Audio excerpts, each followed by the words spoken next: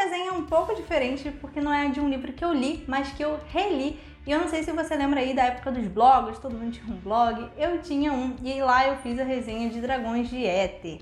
Então eu vou fazer uma espécie de react aqui, lendo a resenha que eu fiz tem uns 5 ou 6 anos. Então eu vou ler a resenha e fazer os comentários, só que antes eu vou falar aqui as minhas opiniões nessa releitura para não influenciar, e aí sim depois eu vou ler e fazer os comentários. Se você está chegando agora no canal, seja muito bem-vindo, meu nome é Carla Cardoso e aqui eu falo sobre livros, filmes e séries, então se você curte esses assuntos já deixa o seu like. E uma coisa importante de dizer aqui antes de continuar o vídeo é que eu li versões diferentes, né? A primeira vez que eu li foi na versão da edição da Leia e agora eu li na versão nova da editora Melhoramentos. Então pode ter algumas alterações aí no texto, mas eu acredito que não tenha tantas coisas diferentes assim. Mas de qualquer forma é bom avisar porque pode sim ter algumas alterações. Bom, mas a história continua a mesma. Nesse primeiro volume a gente tem uma introdução desse mundo, dos personagens, o começo da guerra. A gente tem um mundo que se livrou do mal que eram as bruxas, só que nos últimos anos algumas coisas estranhas vêm acontecendo e quando o rei percebe, já é um pouco tarde demais. É uma história que mistura vários pontos de vista, tem várias coisas acontecendo e que todas elas estão interligadas de alguma forma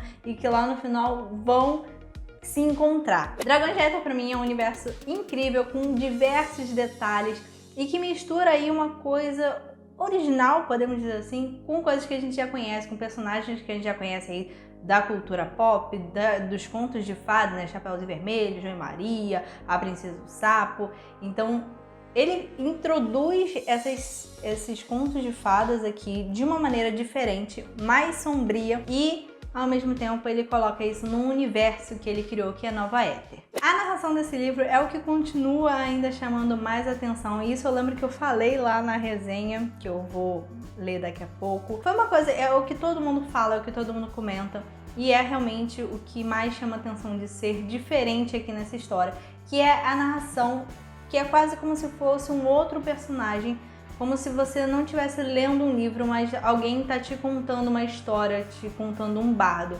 Então é uma sensação muito gostosa quando você está lendo. E como a história parece que se passa aí num tempo mais antigo, né?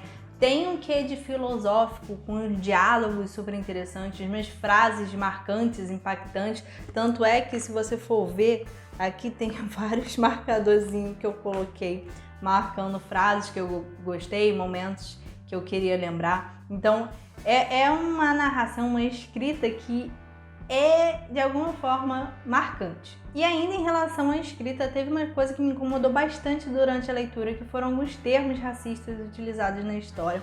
Não é uma coisa assim que você vê que é de maldade, sabe? Coisa que você fala, meu Deus, que absurdo. É uma coisa que tá aí na sociedade, uma coisa estrutural, que se a gente também não tomar cuidado, a gente também reproduz, se a gente não pesquisar, se a gente não aprender, a gente continua reproduzindo porque tá enraizado na sociedade.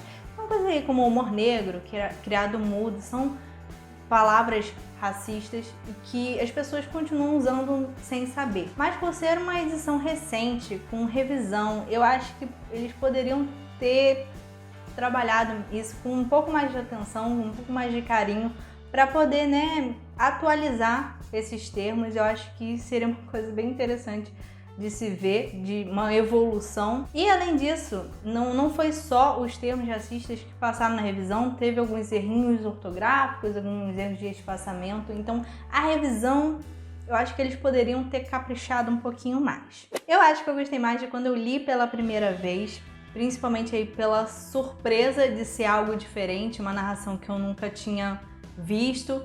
Mas eu gostei também dessa leitura porque é um universo, apesar disso que eu falei da revisão, é uma história que eu amo, que é um universo que é super legal de você conhecer, uma história super rica.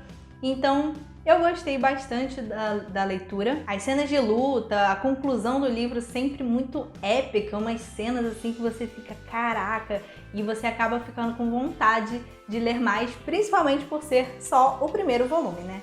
Então esses são os meus comentários sobre a releitura e agora vamos ver o que meu eu de 5 ou 6 anos atrás falou do livro. Mas enquanto isso, se inscreve aqui embaixo, ativa as notificações no sininho para ficar ligado quando sair uma resenha nova, um vídeo de indicações e todos os conteúdos que eu posto por aqui. E agora vamos lá, né, ver essa resenha. Bom, vamos ver aqui então como é que tá o blog, que eu nunca tirei do ar, né? Então aqui, ó, a gente tem a resenha de Dragões de Éter, Caçadores de Bruxa, de setembro de 2015.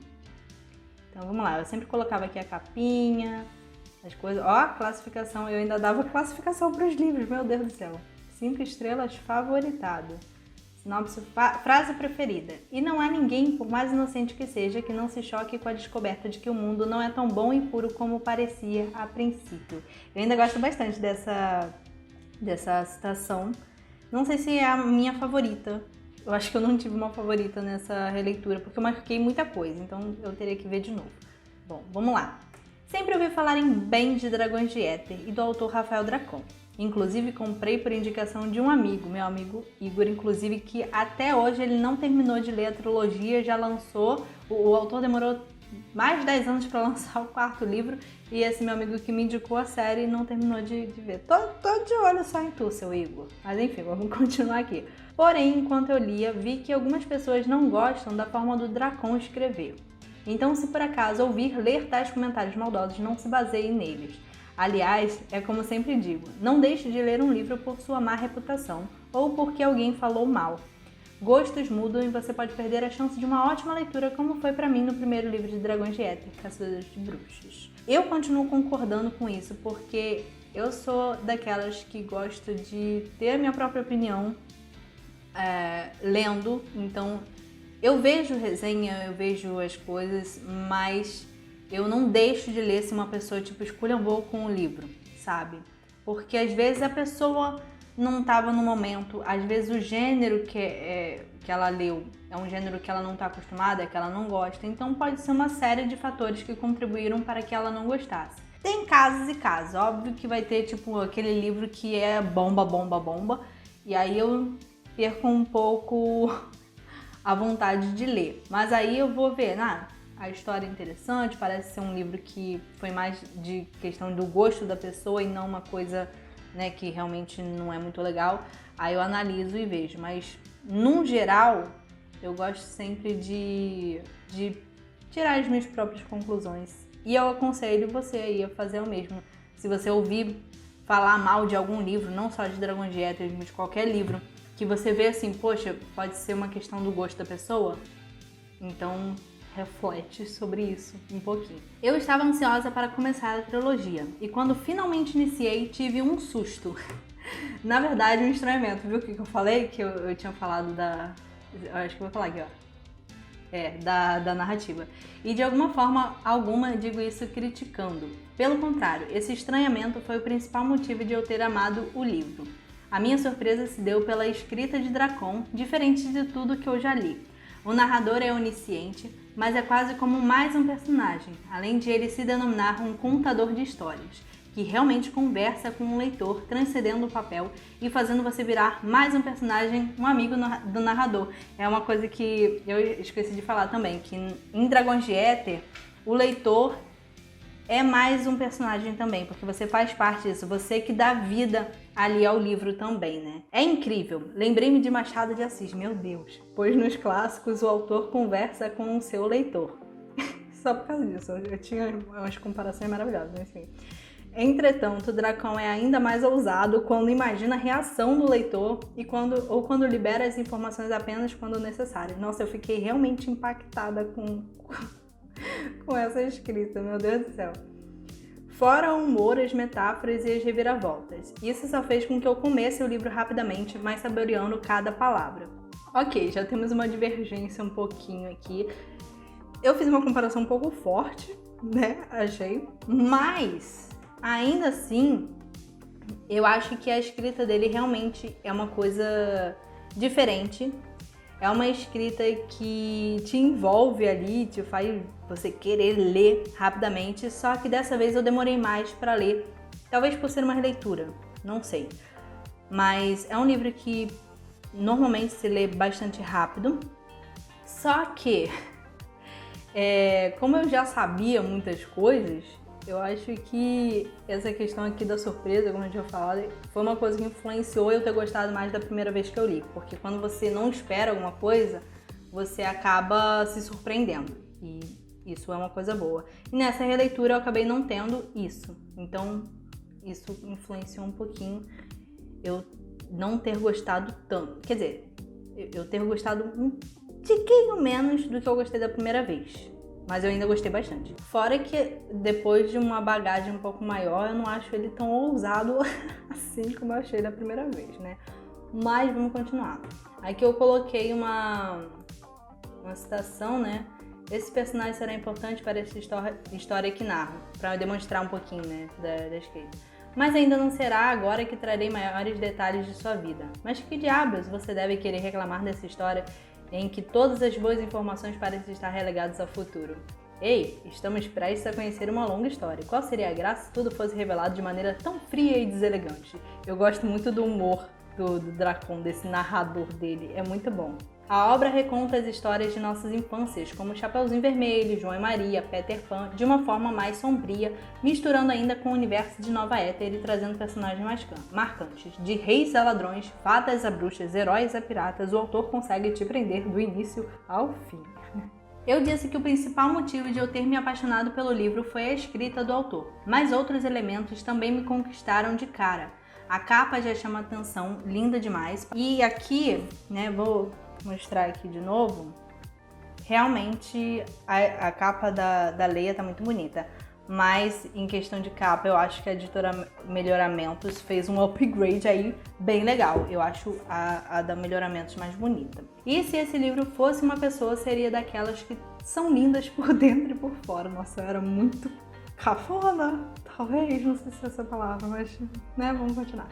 Eu sempre fui fã de contos de fadas e de tudo relacionado, principalmente quando recontam de uma outra forma, como fez Rafael Dracon. Logo, os personagens que nos acompanharam quando crianças ganham vida novamente, e para mim de um jeito muito melhor. Chapeuzinho Vermelho ganha um nome, pois Citinha nunca foi revelado nos livros que eu li e realmente não tem. O nome dela em Dragões de Éter é Ariane. João é um garoto muito esperto e importante para a história, assim como sua irmã Maria, que é inteligente e possuidora de uma personalidade incrível. Continuo concordando. Só que o João, eu me irritei um pouquinho com ele, porque ele tem umas falas que, meu Deus do céu. Mas no decorrer da história ele é importante e tal, aí tem uma cena final lá que eu me emocionei um pouquinho. E no final você acaba, tipo, gostando dele. Também tem Axel, o príncipe de Arsalon. Impossível não gostar do príncipe da plebe. Eita, me enrolei toda. Corajoso, bondoso, forte, fofo, com tracinho. E de um caráter tão digno quanto um herói deve ser. E ainda é pugilista. Por que não coloquei, tipo, ainda é pugilista? Não sei.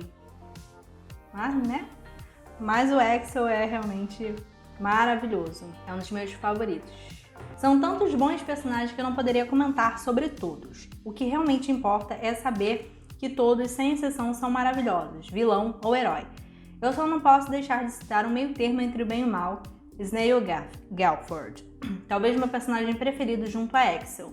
Na verdade, nessa releitura, eu acho muito legal o Snail, só que não foi um dos meus favoritos, não. Eu gosto muito da sagacidade dele, né, das ações que ele faz. Ele é engraçado, ele é esperto, tem umas tiradas, assim, ótimas, mas não foi dos meus favoritos dessa vez, não. Talvez o meu... Um pirata novato que tem um desejo de dar orgulho a seu falecido pai, pegando a oportunidade que a vida lhe der. Trabalha para Jamil, coração de crocodilo, o capitão pirata mais temido de toda Arsalon. Snail, inicialmente sem importância na trama, ganha destaque quando a guerra entre o bem e o mal é declarada e ele, um ladrão que sempre viveu nas ruas, terá a grande oportunidade que procurava. O anti-herói é daquele estilo que te surpreende e te ganha com o seu humor e nas suas atitudes, mesmo sendo de um caráter duvidoso. Isso é verdade, continua sendo verdade. Outra frase aqui, isso aqui é a frase que o pai do Snail fala pra ele, né? Pesquisando um pouco, a título de curiosidade, uma pergunta que muitos devem se fazer, assim como eu fiz. Por que Dragões de Éter? Afinal, a história não é exatamente sobre dragões. O nome tem a seguinte definição: dragões são o símbolo máximo da fantasia. Éter é a quinta essência, o elemento presente em todo o universo, o que nos liga ao sonho. Logo, Dragões de Éter é uma metáfora para uma fantasia que você alcança através dos seus sonhos. Todo o mundo descrito no livro é feito pelos sonhos e pensamentos dos semideuses, que somos nós. Então, toda nova Éter sempre existirá se estiver viva em nossas mentes. Tanto é que a gente ficou infernizando a vida do dragão até ele trazer os estandartes de Neva pra gente, né? Demorou, mas saiu. Continua viva aí. Se eu ainda não te convenci a ler a trilogia com todos os elogios sinceros que fiz durante a resenha, eu vou apelar. O autor tem as incríveis influências de Senhor dos Anéis, Final Fantasy e Caverna do Dragão, além de fazer várias referências à cultura pop, como as estrelas Cobain, que se apaga inexplicavelmente no auge do seu brilho, e a romântica Blake. E nesta sexta-feira... Ih, gente, tô pensando já na sexta-feira aqui. Sexta reimpressão, Caçadores de Bruxa ainda traz um conto extra no final, que é de arrebentar a boca do balão. Meu Deus do céu, eu tinha mania de usar essas gírias antigas. Ai, que vergonha alheia do meu antigo. Vergonha alheia por quê? Eu continuo usando? Ai, meu Deus. Tu vê que 5 anos se passaram, a pessoa continua... Enfim. Dragões de Éter, Caçadores de Bruxa é uma obra épica que te emociona, te faz rir e te encanta a cada palavra. Louca por inteiro, que é uma gíria que usam no livro, para iniciar Corações de Neve logo, pois estou intrigada com a frase do autor. A cada volume, os personagens, antes inocentes, se tornam mais densos, passam por provações mais duras e descobrem como a dor amadurece mais rápido o espírito humano. Quais serão as provações? Tum, tum, tum. Cara, é exatamente isso. Quando você termina de ler o primeiro volume, você quer ler logo o segundo, o terceiro, porque é uma história que deixa muitos ganchos aí, muitas coisas, questões para serem resolvidas e você fica desesperado para saber por mais. Então aqui, eu acho que no geral aqui, eu continuei mais ou menos a mesma coisa, né? As mesmas opiniões. Só mudei um pouquinho sobre a questão lá da narrativa e também do personagem favorito. Acho que foi isso, né? Bom, minha opinião continuou parecida. As edições também estão bem parecidas, apesar de ter mudado bastante coisa aqui em relação à estética dos livros, né? Eu acho a capa da Melhoramentos mais bonita, mas a diagramação, né? E a revisão, eu acredito também, da edição da Leia, eu acho mais bonita. Essa letra nos primeiros capítulos, eu acho bem mais bonita, bem mais trabalhadinha. A letra é um pouco maior, tem uma margem mais considerável aqui da borda da página. E aqui na editora Melhoramentos é uma borda menor, uma letra também menor e uma diagramação, uma coisa mais simples, né? E por isso que acaba sendo um livro mais fino também, não só pela atualização de texto que o Dracon disse que fez, mas até porque eu vi pouca coisa. Era mais uma questão, tipo assim, tinha frases que eram uma em cada linha, e aí ele juntou algumas coisas. Tiveram coisas mais estéticas do que realmente de revisão, de alteração no texto. Pelo menos isso foi o que eu percebi. Mas me conta aí, você também tá lendo ou relendo Dragões de Éter, tá conhecendo agora? E me fala também o que você acha sobre releituras. Você costuma reler livros ou você é do time que leu uma vez e acabou, porque você pode se decepcionar, pode se entediar lendo uma mesma história 2 vezes? Me conta sua opinião aqui embaixo nos comentários e a gente se encontra no próximo vídeo. Um beijo, tchau!